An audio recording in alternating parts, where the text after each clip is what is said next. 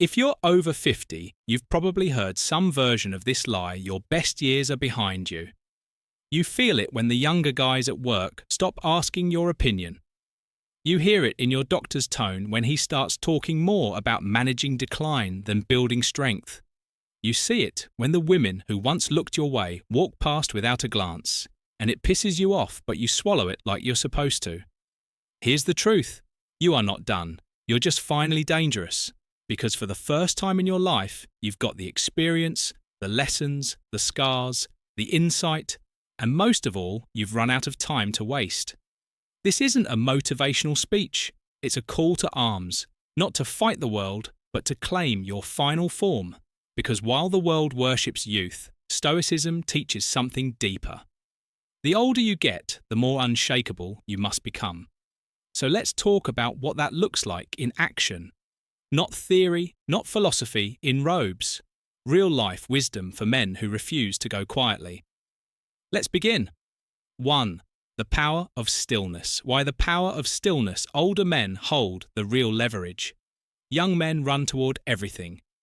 Money, women, validation, fast cars, louder voices, social media likes. It's chaos disguised as ambition. But an older man, he learns the art of stillness. Stillness is not passivity, it's controlled power. It's knowing that 90% of what most people chase doesn't matter, and the other 10% can't be bought. When you're still, you stop leaking energy, trying to fix everyone, impress strangers, or be liked. You move from reaction to presence.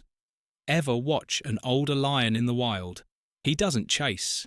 He waits because he knows exactly when to strike and when to stay quiet. As a man over 50, you hold that same potential. You don't need to be the loudest in the room. You just need to stand like someone who's seen death and didn't flinch. Stillness becomes your gravity. It draws people in. Women respect power because people sense something deeper in you. A man who survived unapologetic masculinity himself. 2. Unapologetic masculinity. Let the world call it intimidating.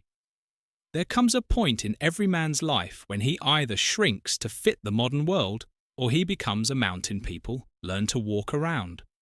You don't owe softness to anyone. You don't owe political correctness to people who haven't lived a day of your life. This culture wants older men to apologize for being masculine, for being direct, for having standards, for not bending to every emotional wave. But guess what? Your unapologetic energy, your too much presence is exactly what a softening world needs. You don't have to shout, you don't have to argue. You just have to exist without folding. Start taking up space again. Sit with your legs wide, speak slowly and clearly. Hold eye contact until the other person breaks. You're not mean, you're not toxic, you're masculine. And that is rare now, which means it's valuable. Don't bury your nature to make others feel safe. Stand tall, they'll reclaiming discipline. Adjust 3, reclaiming discipline. How the second half becomes your prime.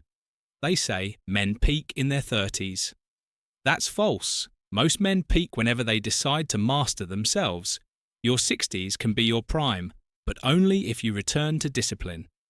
Discipline isn't about military routines, it's about dignity. Wake up and move your body.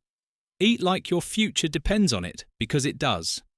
Stop outsourcing your mental clarity to the news or cheap dopamine. Start every morning with stillness, a journal, a walk, a cold shower. Not because it's trendy, but because your time is now currency. Spend it wisely. You want vitality back. Train your body again. You want clarity. Stop consuming trash content and start building your cathedral of thought. The older you get, the more your actions echo. You're not just living, you're leaving behind a blueprint. Leave a strong one, the woman question. For the woman question, why you stop chasing and start attracting. You might notice something after 50. The chase gets old, the games get boring. You no longer want to impress, you want to be met. And here's the paradox. The moment you stop chasing women is the moment you start attracting them. Not the flaky kind, not the ones who want status or sugar daddies, but the rare woman who sees your quiet power and leans in. This only happens when you stop living on the outside. Women are drawn to self-contained men, men who don't need their approval, men who are whole. So stop trying to be younger. Stop dressing like you're 25. Own the grey, wear the wisdom. Speak from the chest, not the throat. There's nothing sethier than a man who walks like he's already enough. You're not invisible. You're just finally in a place where you choose what you see. 5 legacy mode activated. Why it's time to become the man they talk about when you're gone. This final chapter, it's not the end. It's the moment where everything counts. The conversations you have, the way you treat the young men around you, the example you set when you think nobody's watching. Most men live to be remembered by a paycheck, a title, or a car. But real legacy lives in the impact you made when no one asked you to. What did you teach? What did you tolerate? Who did you protect? Who did you become? Your legacy isn't a tombstone. It's how people change because they knew you. So start living as the man they'll quote at your funeral. Be the one whose name gets brought up when younger men ask, "Who showed you how to be a man?" Let the answer be you. You're not past your prime. You are in the age of power where your calm cuts deeper than chaos, where your presence is heavier than any flex, but only if you reclaim it. If you feel this in your bones, if this video reminded you of the strength you forgot you had, type, "I'm not done" in the comments. Let's light a fire under the older generation of men, because we don't need more noise. We need men who walk with purpose, speak with weight, and live with legacy. Subscribe if you're done being talked down to. And remember, this age doesn't weaken you, it sharpens you.